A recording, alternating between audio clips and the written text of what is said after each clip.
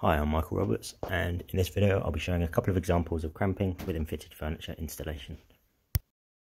My first example features some bridging wall units requiring pelmets to be fitted and fixed underneath. I cut the pelmets to size and clamped it roughly into position.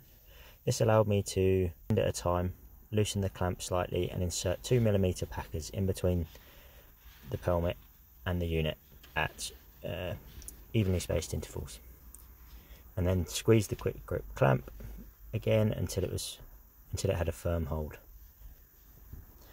This creates an even shadow line all the way across as required to meet organisational standards.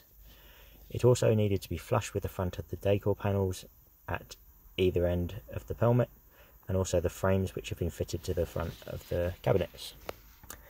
So next I fitted brackets to the pelmet. I sprayed mitre activator on the pelmets where receiving the brackets, and then applied superglue to the bracket. I butted the bracket up to the decor panel and then quickly pressed it against the pelmet to ensure good positioning before the glue set. I adjusted the pelmet until in the correct position and marked it on the back edge with a pencil. This is now my datum for when it comes to fixing it into position. I used stretcher plates since the longer holes in the brackets allow you to make a decent amount of adjustment when fixing into position, so it doesn't need to be exact first time.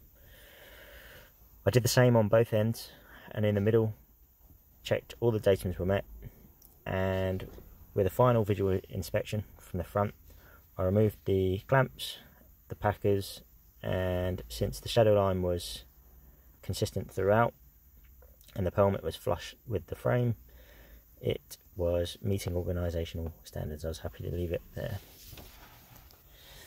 Another example of assembly is also this decor end. It needed to be cut around a quartz upstand which had been installed. Once cut, I marked 22mm from the front edge near the top and bottom of this panel, since this is the thickness of the doors. This is my datum for when it comes to fixing. I lined up these markings with the front of the unit and clamped it into position. I positioned the clamps near the height of my fixing points to ensure the panel can't move as I drive in the screws. Organisational standards would allow me 1mm over or under either side of this line, but I checked at regular intervals to make sure that it was pretty much bang on.